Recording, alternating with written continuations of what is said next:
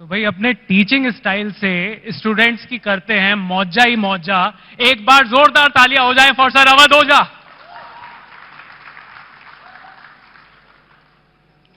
Awadh sir, sir आप IAS की coaching देते हैं, आप मोटिवेशनल स्पीकर भी हैं। हमारा जो सेशन है उसका नाम है क्रैश कोर्स। तो क्या आईएएस बनाने के लिए भी कोई क्रैश कोर्स होता है क्या? कोई 30 दिन में आईएएस बन जाओ, 24 घंटे में आईएएस बना देते हैं, कुछ ऐसा भी होता है क्या? शोले एक मूवी थी, तो उसमें एक बड़ा प्यारा डायलॉग था। तो हेमा मालिनी अमिताभ बच्चन जी से निशाना लगाना सीखती है। तो कहती मैं तो तुम्हें, वो अमिताभ बच्चन साहब कहते हैं कि मैं तो तुम्हें 2 दिन में सिखा दूंगा। धर्मेंद्र जी कहते हैं कि मैं तुम्हें 2 दिन में सिखा दूंगा। तो Amitabh Bachchan was lying behind him and he says कि बहुतों को तो इन्होंने 2 घंटे में सिखा दिया है। तो ऐसा कोई शॉर्टकट नहीं है, you should have a very good background जी। तो वो स्ट्रांग बैकग्राउंड जिसकी है उसकी हम फिनिशिंग करते हैं एज अ कोच। तो we as a coach do the finishing for the people and those who understand they qualify IAS. Sir माना जाता है कि आईएएस इंडिया की सबसे पावरफुल जॉब है। तो जो जॉब अपने आप में इतनी पावरफुल है उसके लिए इतनी मोटिवेशन देने की क्यों जरूरत है? वो तो अपने आप में काफी मोटिवेटिंग चीज हो गई। नहीं, तपस्या करते वक्त कभी कभी आदमी को दुख भी होता है। जैसे हमारी एक स्टूडेंट है टीना दावी, राजस्थान कैडर की जी। तो उन्होंने अपने एक इंटरव्यू में कहा कि हर दिन लगता था कि नहीं होगा, इट्स अ टफ टास्क। तो या तो आपका मन बहुत स्ट्रांग हो खुद ब खुद कि आप प्रभु राम की तरह 14 साल स्वयं जंगल में पड़े हुए हैं, और या फिर पीछे से आपको कोई चाहिए जो आपको डेली याद दिलाता रहे कि आप राजा बनने के लिए पैदा हुए हो, चाणक्य की तरह। बिल्कुल सर। सर एक डिबेट भी है, अब एक डिबेट के ऊपर मेरे को आपसे पूछना है, वो है English versus Hindi debate. English आना कितना जरूरी है? आईएएस के हिसाब से भी मैं पूछना चाहता हूं कि जो आईएएस की जो अटेम्प्ट जो है, जो इंग्लिश लैंग्वेज में देते हैं, क्या उनके लिए इजी हो जाता है? और लाइफ में भी क्या इंग्लिश जिसको आती है उसको मतलब समझ में नहीं आता? कई बार समाज जो है वो थोड़ा सा क्लासी समझता है, हिंदी मीडियम होता तो वो जुझारू हो जाता, लड़का क्लासी नहीं रहता। तो क्या आपको लगता है कि एक बायस है? बायस नहीं है। अभी हमारे यूनियन मिनिस्टर साहब थे, तो पूरा प्रेजेंटेशन उन्होंने हिंदी में दिया जी। कितनी बड़ी बात है कि all the top brass people are sitting here, और उन्होंने पूरा प्रेजेंटेशन हिंदी में दिया। तो लैंग्वेज के साथ कोई बायसनेस नहीं है, पर एजुकेशनल पैटर्न ऐसा रहा। मतलब मैंने बहुत सारे हिंदी मीडियम स्टूडेंट्स को देखा कि उन्हें पता ही नहीं था कि पढ़ना क्यों है जी। For them E is equal to E. Education is for employment, education is not for employment. अब एक छोटा सा एग्जांपल देता हूं। आप एक कंट्री में आते हो, वहां की 90% पीपल इलिटरेट है जी। 90% पीपल पॉवर्टी से सफर कर रही है। वो कंट्री नेशन है ही नहीं, देयर इज नो नेशन, कोई नेशन का कॉन्सेप्ट नहीं है। और उस कंट्री के लोग इकोनॉमिक क्राइसिस से लड़ रहे हैं, खाने को नहीं है। बिल्कुल। उस कंट्री में आपको लोगों को सड़क पे लाना है मास मूवमेंट के लिए, क्या करोगे आप? ये मेरा सवाल है आपसे। सर मतलब उनको मतलब कंट्री के 90% लोग इलिटरेट है जी, 90% पॉवर्टी से सफर कर रहे हैं, नेशन है ही नहीं, लोगों के पास खाने को नहीं है। उस कंट्री में आप लोगों को सड़क पे ला रहे हो मास मूवमेंट करने के लिए, कैसे करोगे? इंपॉर्टेंट तो सर एजुकेशन, मतलब उनको किसी तरीके से तो चैनलाइज करना ही पड़ेगा। कैसे करोगे आप बताओ, कैसे आप चैनलाइज करो, कैसे करोगे? इंस्टाग्राम। तो उस 1920 के दौर में Gandhi ji comes to India जी। He comes to India and he understands certain formulas. जैसे जिंदगी में अगर किसी को करीब लाना है तो डीओ लगाने की जरूरत नहीं। जैसे टीवी में ऐड आते हैं, एक लड़का कॉलेज जा रहा है, लड़कियां उससे बात नहीं कर रही, नेक्स्ट डे वो डीओ लगा के जा रहा है, परिया गिर रही है उसके ऊपर। तो मैं उस आदमी का इंटरेस्ट फाइंड आउट करना है, इसको चाहिए क्या? The most keyword in the life of every human being is interest जी। And Gandhi ji understood it. तो उन्होंने जो नॉन कोऑपरेशन मूवमेंट चलाया, तो उन्होंने हर रीजन, जैसे पंजाब का आदमी है तो वहां एक मुद्दा था अकाली मूवमेंट, बोले you will fight on that issue, local issues national platform. This is what we learn while studying, this is called age learning. अगर एजुकेशन में 2 चीज नहीं है, क्यूरियोसिटी और लर्निंग, तो इट इज अ वेस्ट। तो मेरा मानना यह है कि बायसनेस नहीं है, एजुकेशनल पैटर्न, मतलब हमारा जो पढ़ाने का तरीका है, हम लोगों को रटा रहे हैं। अब तोते को आप कितनी बार भी राम कहला लो, वो बुद्ध तो नहीं हो पाएगा ना। This is the difference. बिल्कुल। सर, आपने लर्निंग की बात करी और आपका जो शिक्षा देने का जो स्टाइल है वो बड़ा अच्छा है और आप बड़ा यूथ से बड़ा अच्छा कनेक्ट करते हो।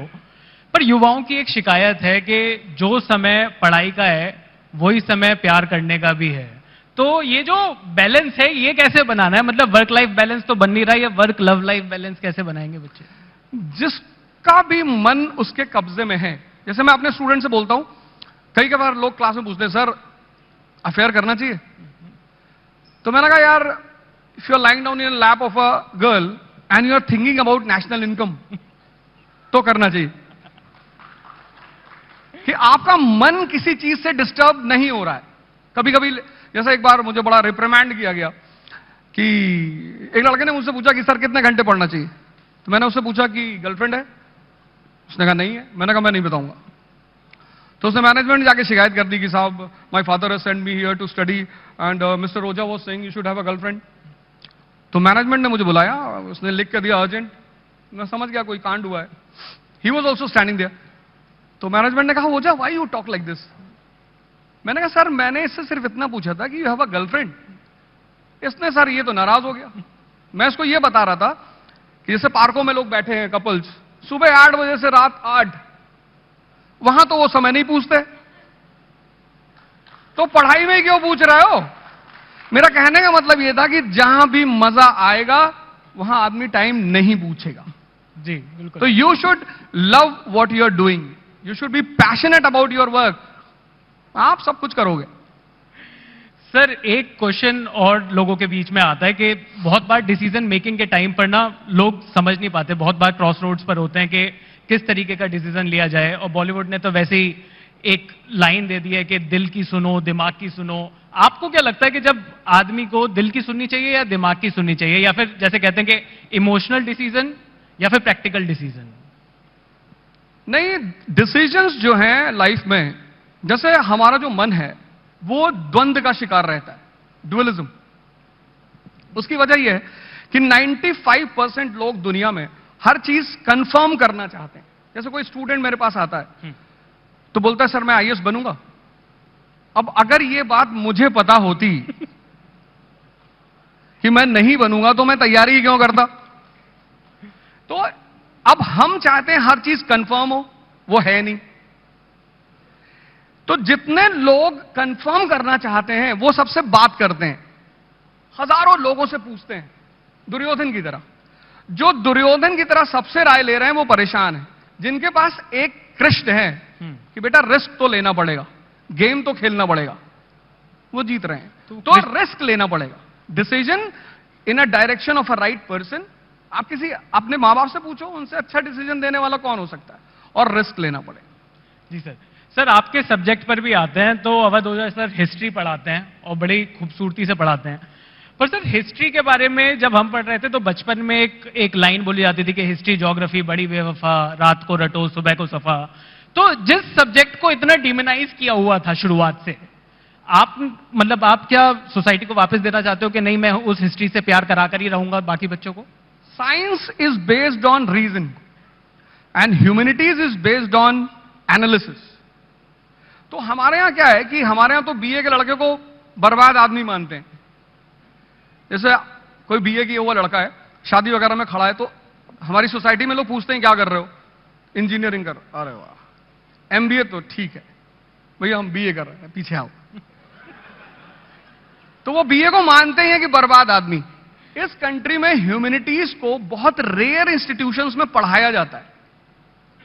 तो जैसे अभी आपने कहा, हमारी टीचर क्लास में 10th में बोलती थी कि बेटा बस अब हिस्ट्री दोबारा जिंदगी में कभी नहीं आएगी जी, और वो सामने आके खड़ी हो गई। अब जिस कंट्री में लोगों को पता ही नहीं कि उनका नेशन पैदा कैसे हुआ, ये इंडिया कैसे पैदा हुआ, ये नेशन बना कैसे, तो वहां पे हिस्ट्री पढ़ाना एक थोड़ा चैलेंजिंग होता है। तो मैंने फिर आचार्य रजनीश से एक बात सीखी, philosophy to be converted in stories.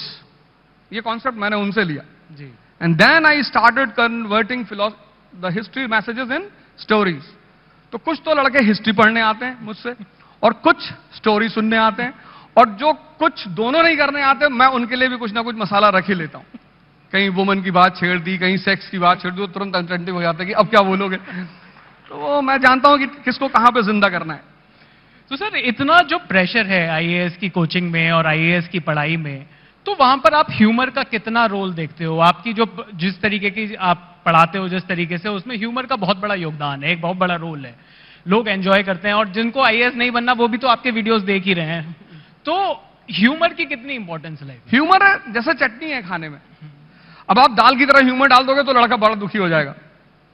तो आपको ह्यूमर को, जैसे 2.5 घंटे की क्लास होती है, तो साइंटिफिकली क्लास 40 मिनट्स 45 मिनट्स, तो 40 मिनट्स के बाद चूंकि हम एक एलिवेटेड लेवल पे होते हैं तो हमें पूरी क्लास दिखाई पड़ती है। कोई आसमान की तरफ देख रहा है, किसी ने सामने वाले को उंगली कर दी, कोई मुस्कुरा रहा है, कोई कुछ कर रहा है, तब मुझे पता होता है कि अब स्ट्राइक करना, अब मिसाइल मारनी है। बस वहीं पे मैं उस चीज को तुरंत डाइवर्ट कर देता हूं।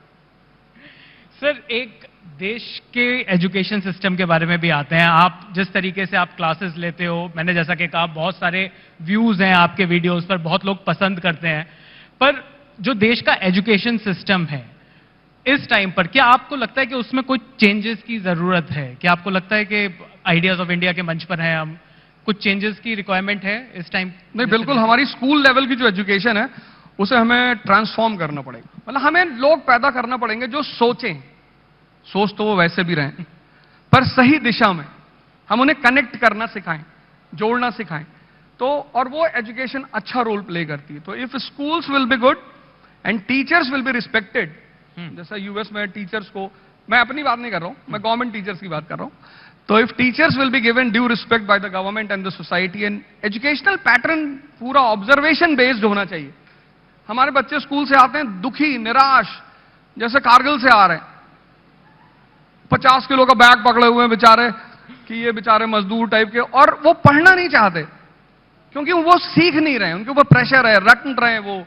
उन्हें कहा, मेरी बेटी कहती है कि पापा अर्बन एडमिनिस्ट्रेशन क्यों पढ़ना है?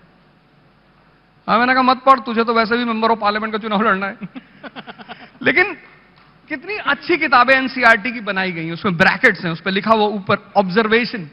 गांधी जी इंडिया आए तो सीधे जंप नहीं किया उन्होंने, he roamed in this country for a year, लोगों से मिले, देखा, पॉवर्टी देखी, तब उन्होंने फैसला किया अच्छा अब इस तरह से स्टेप्स लेने। तो ओवरहॉलिंग जरूरी है, और टीचिंग जो फैटर्निटी है उसके लिए काम करना जरूरी है। जी सर, बिल्कुल। सर कई लोगों से मैंने पूछा, इस इंटरव्यू से पहले मैंने अपने इंस्टाग्राम पे एक स्टोरी भी डाली, मैंने पूछा कि आपके साथ बैठ रहा हूं, कुछ सवाल करूंगा, तो एक सवाल ये भी आया है कि अपना दिमाग तेज कैसे करें? पेरेंट्स कहते हैं कि बादाम खाइए, और मैं बादाम भिगोना ही भूल जाता हूं। नहीं, आप धोखा खाइए, आपका दिमाग अपने आप तेज हो जाएगा। उससे अच्छा बादाम से ज्यादा काम करता है वो। इसीलिए बहुत सारे पेरेंट्स हैं जो अपने बच्चों को बड़ा प्रोटेक्ट करते हैं। ओ बेटा, वो क्या बोलते हैं आजकल, एक पर्टिकुलर वर्ड है सोसाइटीज में, बच्चों को बोलते हैं वो, कुछ है टिपिकल सा वर्ड है, बाबू बाबू करके कुछ बुलाते हैं। अच्छा, बाबू तो सर अब यूनिवर्सल लैंग्वेज है। अब हमारे प्रधानमंत्री जी हैं, स्ट्रगल किया, कितना पावरफुल माइंड है इनसाइड से, कितना स्ट्रांग माइंड है। मतलब जहां से वो आते हैं, अभी हमारे मंत्री जी बता रहे थे कि रेलवे से उनका पर्टिकुलर कनेक्शन है। आज उनकी जो सबसे बड़ी ताकत, जिसपे मैं उन्हें एडमायर करता हूं, he is mentally so strong. आप कुछ भी बोलो, और जो इस तरह का आदमी होगा उसे आप, तो मन को स्ट्रांग करने का सबसे बढ़िया तरीका, आप एक्सपोज रहो, सोसाइटी में रहो, लोगों से मिलो, उनके साथ उठो बैठो। आप धोखा खाओगे, आप इतने मैच्योर होते चले जाओगे कि आपको किसी बादाम की जरूरत नहीं पड़ेगी। मोदी जी के पास तो बचपन में शायद पैसा भी नहीं रहा होगा बादाम खरीदने का। बिल्कुल। सर एक सवाल और लोगों ने पूछा है कि फियर ऑफ फेलियर के बारे में कई लोग बात करते हैं।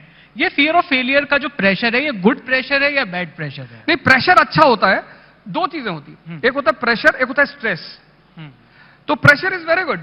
जैसे फियर बड़ी प्यारी चीज है। बच्चा है छोटा सा 6 महीने का, उसको उसके सामने सांप आ गया, अब उसे पता ही नहीं है सांप है, वो तो जाके पकड़ लेगा। लेकिन हम आप तो भागेंगे ना। तो fear is a preventive mechanism in a body. अच्छी चीज है, वो आपको एक्टिवेट रखेगा। पर जब आप स्ट्रेस में आ जाओगे, देन यू विल सफर। तो people lose because of stress, not because of fear. बहुत बड़ी बात सर। सर क्या लाइफ में प्लान बी भी होना चाहिए? क्या प्लान बी होना कमजोरी की निशानी तो नहीं है?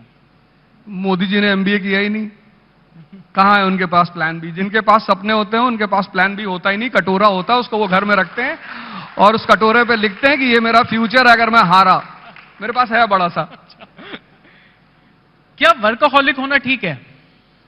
वर्कaholic नहीं, ड्रीम अल्कोहलिक होना चाहिए। आपका सपना, आपका नशा होना चाहिए। इतना काम क्यों करना? इतने सारे लोग हैं दुनिया में काम करने के लिए, वो करेंगे। लेकिन आपका सपना अगर आपका नशा नहीं है तो फिर वर्कaholic होंगे तो आप मजदूर होकर रह जाएंगे, कोई और आपके पैसे पे मर्सिडीज लेके चलेगा। आप तो सिर्फ दिमाग को जिंदा करो, बाकी कुछ करने की जरूरत ही नहीं।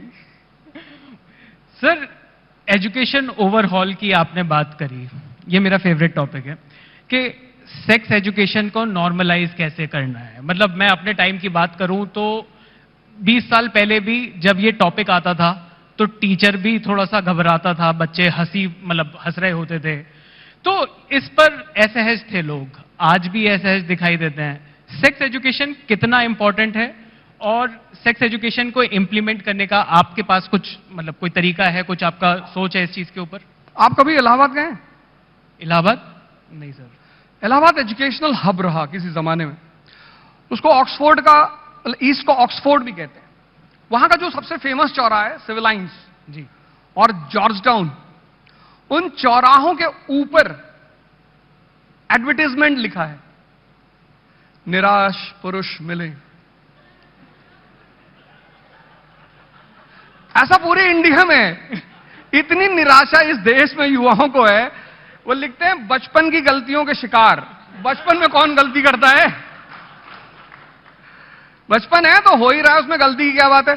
और फिर अभी वो जो सीरीज आई थी मिर्जापुर जी, क्या प्रेजेंटेशन दिया उन्होंने इस क्वेश्चन का। आंगडन गोज टू द डॉक्टर। बिल्कुल। वो जो सेक्सोलॉजिस्ट है उसका नाम भी बड़ा प्यारा है, वो कहता है शर्मा से क्या शर्माना। He goes to the doctor, he is suffering, he asks Maqbool to sit. Maqbool को बोलता है बैठो। फिर वो कहता है कि आजकल बहुत सारे पतन हो रहे हैं, राजनीतिक पतन हो रहा है, नैतिक पतन हो रहा है, उसमें से एक शीघ्र पतन भी है। And then he points to Maqbool कि ये उससे परेशान। Maqbool turns towards him, this is the condition of people in this country. अपनी बात को डॉक्टर से कह नहीं पा रहे। तो जिस देश में इतना बड़ा बाहुबली बचपन की गलतियों का शिकार है, वहां सेक्स एजुकेशन होना ही चाहिए। नहीं तो आप ये रेप, ये मोलेस्टेशन ये कभी नहीं रोक पाओगे और वेस्टर्न वर्ल्ड अपनी पोर्नोग्राफी बेच के पैसा कमाएगा इस देश में। तो करना ही चाहिए और करना ही होगा। सर, एक टॉपिक है online education versus offline education. आप ऑनलाइन इतना दिखाई देते हैं, तो कोविड के बाद एक फोर्स चेंज था ऑनलाइन एजुकेशन पर। क्या आपको लगता है गोइंग फॉरवर्ड, अगले 5 साल की बात करें या 10 साल की बात करें, क्या आपको लगता है ये जो क्लासरूम एजुकेशन है ये रिडंडेंट हो सकती है? ये क्लासरूम एजुकेशन का एक अलग मजा है तो वो कभी रिडंडेंट होगा नहीं? जो ग्राफ्टिंग होती है, ग्राफ्टिंग वो जिंदा प्लांट से होती है, मुर्दे प्लांट से नहीं होती। लेकिन रेलेवेंसी होती है, चेंज होता है, टाइम होता है। अभी हमारे बच्चे हैं, ये तो उठना ही नहीं चाहते सुबह। हमें तो हमारी माताजी कम से कम 10-15 डंडा मारती थी सुबह, हम मार ही नहीं सकते। उनकी माताजी आगे खड़ी होते, बच्चे हैं, हम भी थे। तो आने वाली 10 साल की बाद की जो जनरेशन होगी वो शायद इसको पूरी तरह अडॉप्ट कर ले, because change is a law of nature. But classroom is like a live plant. You see the teacher, you feel the vibration, you enjoy the aura of the class. अब इतने सारे लोग यहां बैठे हैं, बड़े बड़े लोग, इनका ऑरा है। If this would have been on online, you would have never enjoyed the aura of these people. So you enjoy the aura, you enjoy the place, you enjoy the gravity. And then when you see all these things, the teacher also gets momentum. कि boss अब आगे बढ़ के ही मारना है। तो teacher भी कभी कभी बहुत उदास हो जाता है कैमरे पे कि अरे भैया ये देखो न्यूटन ने भैया ऐसा कहा था, अब बाकी हमें पता नहीं कहा था कि नहीं। तो offline is best, but online can be used in the special circumstances. Sir, मजा तो बहुत आ रहा है आपसे बात करके, पर समय की थोड़ी सी कमी है। एक आखिरी सवाल लेना चाहूंगा आपसे कि 3 गलतियां जो स्टूडेंट्स लाइफ में नहीं करनी चाहिए, जो स्टूडेंट्स देख रहे हैं हमें, उनके लिए अगर मैं पूछ सकूं कि आपके हिसाब से ऐसी वो कौन सी 3 गलतियां हैं जो स्टूडेंट को करने से बचना चाहिए अपनी लाइफ में? अपना टाइम किसी को नहीं देना चाहिए। गर्लफ्रेंड को? टाइम इज, गर्लफ्रेंड आपकी है तो वो आपको करंट अफेयर्स पढ़ा सकती है शाम को। आप डिसाइड करेंगे ना आपकी गर्लफ्रेंड कैसी होगी। आपकी गर्लफ्रेंड से आप शाम को बैठ के बात कर रहे हैं कि तुम्हारी बुआ जी तुम्हारे पापा से लड़ रही, तो आप तो वैसे ही खत्म है।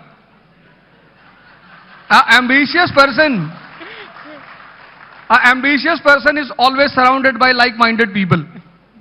तो आपको टाइम अपना किसी को नहीं देना चाहिए, देना ही नहीं चाहिए। आपको हमेशा उस कंपनी में रहना चाहिए जिनका टेम्परेचर हाई रहता है। जैसे आप टेम्परेचर का एक लॉ है ना, temperature moves from high to low. अब आप आईएएस बनना चाहते हो, आपका दोस्त कह रहा साहब भगवान हमको चपरासी बना दे तो हम बन जाएं, ऐसे आदमी को मार के भगा दो आप, वो आपको किसी काम का नहीं। उसका 10 डिग्री का टेम्परेचर है, 90 आपका खींच लेगा, आप जिंदगी भर ऐसे तड़पते रहोगे। और उस आदमी को अपने माँ बाप की बात जरूर मानना चाहिए। ये 3 काम हर स्टूडेंट को करना चाहिए। वो जहां भी फंसे उसको अपने पेरेंट्स से पूछना चाहिए, वो कोई भी बात हो। मारेंगे तो, जैसे लड़के बाहर कहते हैं सिगरेट पीने से कंसंट्रेशन बढ़ता है, तो रिक्शे वालों का क्यों नहीं बढ़ता? उनका भी तो बढ़ना चाहिए। तो हर स्टूडेंट को अपनी माँ बाप से राय लेनी चाहिए, अपना समय किसी को नहीं देना चाहिए और हाई टेम्परेचर के लोगों के साथ रहना चाहिए।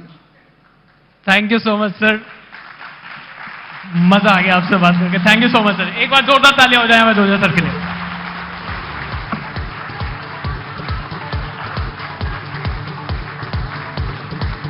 बहुत बहुत धन्यवाद। क्वेश्चन आया है उधर से कि आपके लिए आइडियाज ऑफ इंडिया क्या है? आइडियाज ऑफ इंडिया मैम मेरा ये है, पहले तो मैं आपको थैंक यू बोलूं। मैं आपको टीवी स्क्रीन पे कभी कभी देखता रहता हूं, आप बहुत डांटती रहती हैं लोगों को। High temperature. Ideas of India में मैम एजुकेशन, इंडस्ट्री, इंफ्रास्ट्रक्चर, इसको प्रमोट करना चाहिए, तभी ये कंट्री ग्रेट बनेगी।